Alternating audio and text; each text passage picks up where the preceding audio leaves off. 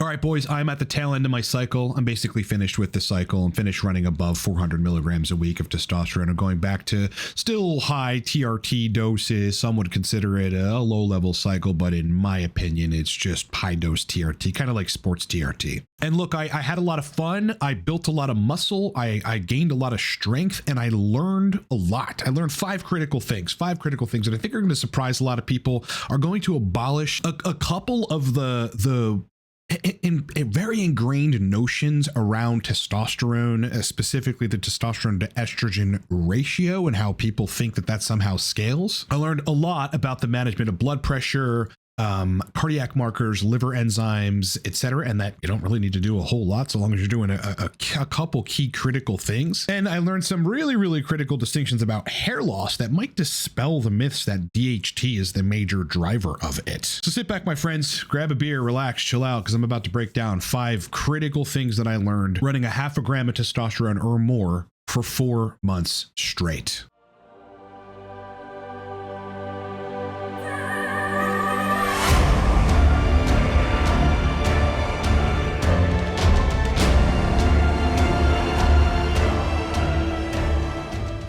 All right, in the meantime, look, Cortex Labs is a performance optimization and hormone consulting company for men. We got a range of different products ranging from the Torque Stack, which is a nootropic that I built. It's 35% off, boys, right now. You can get that down in the description of this video. To the Source List, which is our most popular product yet. Again, a vetted list of anabolic sources of anything you can think of, including DHT. You can get that down below as well.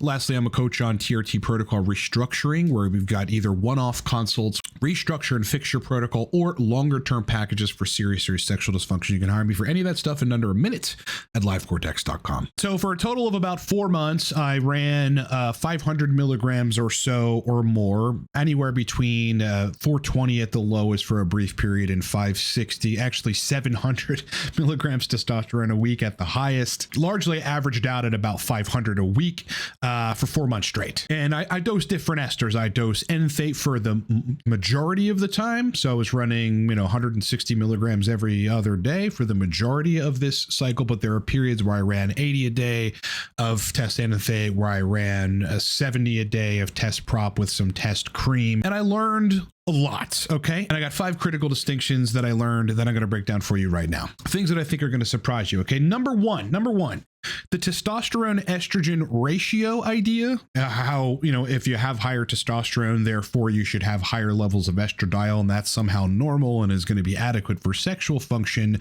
That does not scale. Okay, doesn't scale upward, meaning you can't have 4,000 nanograms per deciliter testosterone and 90 estradiol, and suddenly, because you're in a reasonable ratio, your dick still works. It fucking doesn't. Okay, I've always said this, and people need to be in ranges. For TRT, it's usually 20 to 45. You push 50, 55, things get a little wacky. For cycles, it's 35 to 55, above which things still get a little wacky. And there is a long-standing myth, it's a myth, that because you have higher levels of testosterone, that you can tolerate higher levels of estradiol relative to symptoms, and everything's just going to be fine. Now, while this notion is partially true, it has a cap, and it's only true to an extent of serum estradiol. So I'm going to bring in some bloods for you guys. So me at 4,016 nanograms per deciliter of total testosterone, at which, by the way, I felt really fucking great.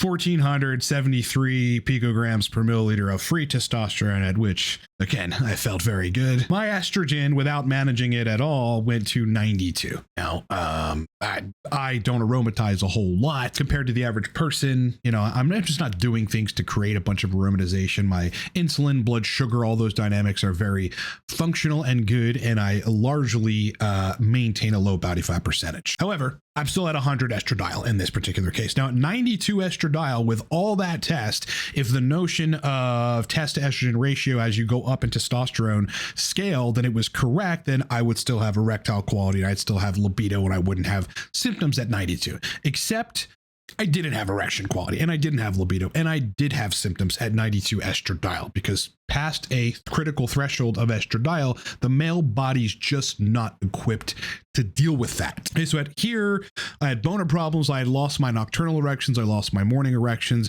Erections for sex were dependent strictly on the use of tadalafil. And so I obviously had to get that back down. And I'm going to show you where it went and how things went during that time. But suffice to say, the test to estrogen ratio, when you dose more testosterone, does not scale. There's a critical breaking point at which it's too much estradiol, no matter how much fucking testosterone you have. So if the next time you see someone saying that in the forums or someone saying that on YouTube, just know they haven't done it themselves and they're repeating shit they heard from their favorite YouTubers or from people on Reddit, and you shouldn't believe them. That said, where exactly is the breaking point? Well, here is estradiol sensitive during the time when I was on cycle around 4,000 nanograms per deciliter at 63. Now look, erections were better. Libido was better. I didn't have any other symptoms otherwise. Even in 92, I had no cognitive symptoms or sleep issues or whatever. My body's just kind of used to estradiol in those regards. I did not have strong, consistent nocturnal erections. I wasn't having spontaneous erections. Again, relied on Cialis for sex, but to a lesser extent, a lower dose, right? 5 milligrams did it, but without 5, things were a little fucking floppy, if you know what I mean. And my libido was okay, but it wasn't great. It wasn't great. I like my libido to be where like I'm checking chicks out, I'm out in public and like I have a physical response, and it's hard for me to get that off my mind. I like my libido being that high, and on 63 estradiol, it wasn't that high. So again, the test to estrogen ratio thing does not scale. It scales to a certain extent, after which it becomes a problem no matter how much testosterone you have in your blood. Now, the question really is what is that critical threshold? Well, I think it's going to be different for different people. Here, I'm at 37 estradiol. Okay, 37 estradiol with 4,000 test and 1,470, picograms per milliliter of free testosterone. And here at 37, things were much better. Okay, so nocturnal erections, morning erections didn't really require Cialis for sex. However, something wasn't quite right. It just wasn't perfect. I know what it feels like for sexual function when everything's really dialed in, and this was good and doable at this much test and this much estradiol, but it wasn't quite perfect. So did I need to go down or did I need to go up a little bit? What I found is that on 4,000 nanograms per deciliter total testosterone, I needed estradiol to be between 40 and 50, 55 max picograms per milliliter for me then to be in my sweet spot. See, there, everything was great, So it had scaled up from my usual 20 to 35 on TRT estradiol to between 40 and 55 max because I had boatloads of testosterone. But if you look at those numbers, it didn't scale up all that significantly. That's not a significant, jump up in picograms per milliliter. We're talking about 10 to 15 picograms per milliliter. So when people say that testosterone estrogen ratio scales upward, if you have a lot of testosterone, you should be able to tolerate more estradiol, and that ratio is fine. You'll see that in the forums. Guys will go like, I'm having boner problems and my estrogen's at 50 and my test is at 1,700, and some idiot in the fucking comments goes, well, that ratio looks fine. Again, it's just these people are repeating shit that other people have told them. That ratio is not fine, obviously, for that individual. I'd want to see them somewhere around 30, 35 at that point. The test to estrogen ratio does not scale. Second thing that I learned, and this is going to be, hopefully exciting for a lot of people and probably expected, is like nothing fatigued me. Yeah, nothing made me tired. I'd be like 6, 7 p.m. after a hard day's work, a workout at the gym plus a run, and then walking 3 miles in the city, hanging out with people downtown, coming home and gaming for 4 straight hours, like without a break, without eating dinner or something. Like at 9 p.m., I'd be like, fucking let's go. Does anyone want to run a marathon? Anyone want to do a live stream? Like I just had energy all the time, and stuff that would typically fatigue the average mortal. I just wasn't fatigued at 4,000, 4,500, 5,000. I've been up to nanograms per deciliter total testosterone. Nothing made me tired. It's been an interesting experience, like seeing what life is like, especially in terms of productivity as an entrepreneur on that level of androgens. I've never experienced it before. I have used in the past nootropics to try to reach a similar state of productivity, and I was able to with nootropics to an extent, but nothing quite beats 4,000 nanograms per deciliter total testosterone. Yes, I had the energy of a Greek fucking warrior. I mean, I was fresh as hell for dates at 6 p.m., like fresh as hell, like at 9 or 10, as I would like, you know, lay down and kind of wrap it up for the night to jump on my laptop and do another hour and a half, 2 hours of deep scientific research and remember everything that I was reading. Woke up the next day, 5, 6 a.m., just like ready to go, jumping out of bed, springing out of bed, excited for the gym. So on those levels of testosterone and on cycle, like nothing could fatigue me. That's number 2 critical distinction, you know, that I've made. Number 3, this is going to be a good one. So we'll bring in some physique pictures. The thing that I noticed is like, yeah, sure, when you go on high levels of androgens, there's a degree of sauciness that comes with your physique, despite how much you work out. Like you're going to retain more muscle mass and you'll not retain a lot of fat mass so long as you're lean and you're in control of your calories and your diet. However, it doesn't just blow you up. You get a little sauciness in the shoulders. The shoulders look generally rounder, but what it did disproportionately is made me stronger. It made me stronger so that I could push 225, 250 for bench. It made me stronger so that I can push 2 extra sets with fucking 5 extra reps, you know, of like the chest machine or whatever I was doing. I could just push more weight and execute more reps. So it made me a lot physically more strong so that I could build the muscle that I couldn't really build on TRT doses. These pics were early on in the cycle. This is after about a month of running the cycle when I ran some Proviron for 2 weeks during it. You know, that is a good degree of sort of that cut, kind of sculpted look that comes along with using DHT derivatives. And you know, this was, you know, again, somewhat early on, but my strength shot up in week 2, week 3, and just continued to increase as I moved along the cycle. And so I was pushing heavy weights at the gym. I was pushing a lot heavier weights, man. I'm getting fucking looks from guys who have been pushing the same weight for 3 years that suddenly I'm pushing 250 bench, you know, and I'm just effortlessly putting it up. And guys are like, what the fuck? What is Ryan on? So again, my physique sculpted, my shoulders rounded. I got a lot of definition, assuming that I was lean within the first month and a half of running the cycle. Ultimately, my absolute peak in terms of bulkiness and, you know, I guess size was probably right here. This was, I want to say 3.5 weeks ago or so, maybe a month ago, basically at the peak of running 560 milligrams of testosterone enanthate every week. And I guess it's hard to tell. The lighting isn't particularly great, but there I just was an absolute fucking monster. I felt big in everything. My shirt stopped fitting me correctly. My pants stopped fitting me correctly because my fucking legs were growing. Everything on my body was just growing. I was eating slightly more, but not, I was not bulking. I was not doing like a Sam Sulek fucking bulk or a bodybuilder bulk whatsoever. I was just eating a little bit more, but pushing heavy fucking weight, boys. Again, so the third critical distinction I made is that, yeah, it made my shoulders a little more saucy looking, a little more round. I also was doing a lot of shoulder workouts, but predominantly the physical effect was that I was much stronger and could push a lot more weight. Fourth distinction I made running a cycle for 4 months is that as long as I was doing cardio, not doing dumb shit like smoking, drinking very little. I actually started drinking again 2.5 months ago, just kind of casually and socially. Eating right, running about 800 milligrams of tacotrenols every day, running, I want to say 1,200 milligrams of D-limonene every day.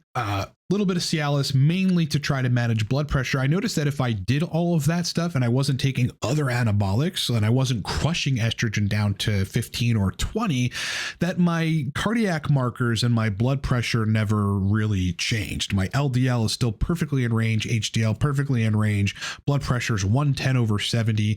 It just, none of it really moved. My liver enzymes didn't fucking move. So, you know, the notion that like you go on testosterone and, hematocrit did go up from I think 40, ultimately 42 to about 47, topped out at 47 and didn't go above 47. So still within range. So, you know, the notion that you go on a testosterone cycle and it's profoundly unhealthy in all these areas and that your blood pressure is going to skyrocket and your cardiac markers are going to get skewed. Well, all that is dependent on a variety of different fucking things. Namely, your lifestyle. What are you eating? What are you drinking? What are you not eating? What are you not drinking? I mean, like a pretty good consumption of cruciferous vegetables, as well as specifically Brussels sprouts, which contain a lot of K2, which scrape calcium from the arteries. In addition to tocotrienols, D-limonene, which is a secret. It's sort of a fucking ninja that controls lipids while on cycle. My lipids didn't change, man. My body, in terms of health markers, doing bloods, was not unhealthy, running a 0.5 gram of testosterone per week. Last critical distinction, and this is going to surprise a lot of people, and this is why I like to experiment with shit and then come back and report it to you people, is that I noticed that with high DHT, I didn't have hair loss. I didn't have any significantly more hair loss. Even with the usage of, the pretty somewhat consistent experimental usage of dihydrotestosterone powder, so raw DHT, which you can find in sourceless, by the way. I mean, I think it's fucking very critical for people. There are people that absolutely need it, especially sexual dysfunction people. Running actual DHT, I didn't experience more hair loss than usual. It didn't supercharge hair loss. The only thing it possibly could have done is made acne worse. That's about it. And I still don't know if that was from rubbing a lot of cream on my shoulders or from the use of exogenous DHT. But I'll tell you what, if I run very high doses of prop, 80 to 90 milligrams a day or 100 milligrams at a time, then I get hair shedding. And equally, if I run Proviron at 25 milligrams a day or more, then I get hair shedding. So why is that? How is it that actual DHT, orally administered dihydrotestosterone, was not causing me to have hair shedding, and even very high levels of DHT on cycle was not causing me to have hair shedding? But the moment that I bumped my free testosterone up super fucking high, I'm talking about 1900 plus picograms per milliliter, which I was able to achieve on a lot of prop, kind of just experimentally for 2 weeks, running 100 milligrams of prop a day, and obviously running Proviron, which just dramatically modifies the androgen receptors, probably modifying androgen receptors in the scalp, also rapidly increasing free testosterone, that in those cases with very high free T, and upregulated AR function, likely in the scalp, then I had hair shedding where it was actually noticeable, but not with high levels of DHT inherently from the testosterone I was taking, and not from oral DHT. Again, I'm very skeptical of the notion that DHT itself is the cause. In fact, you'll read many papers that say that paradoxically DHT increases to deal with the hair loss, to strengthen the hair follicles in the scalp. You get more DHT as a result of that. Again, I think the literature also is very clear that high free testosterone and modulation of the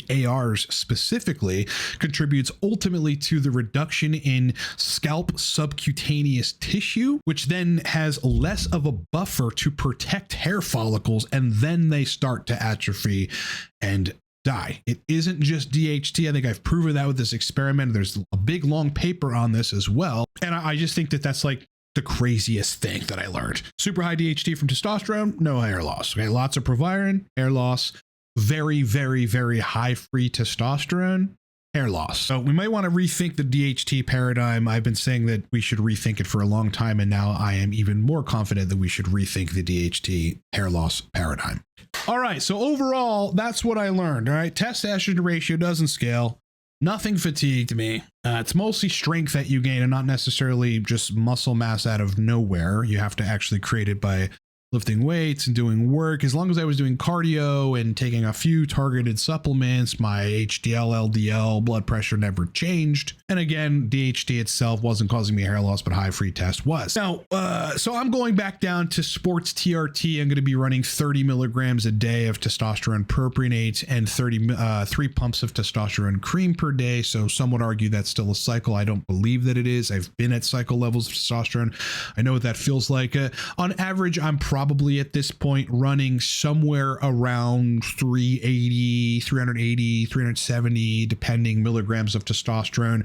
It all really depends on exactly how much is being absorbed from the testosterone cream. But so, you know, I've got guys running TRT at 350, and that's just where they get symptom relief. So you can't really convince me personally, because I've seen all of this. Those of you that think that 350, 380 is a cycle, well, you haven't seen a lot. You haven't seen a lot. You see what you know, and you see what you've seen on Reddit.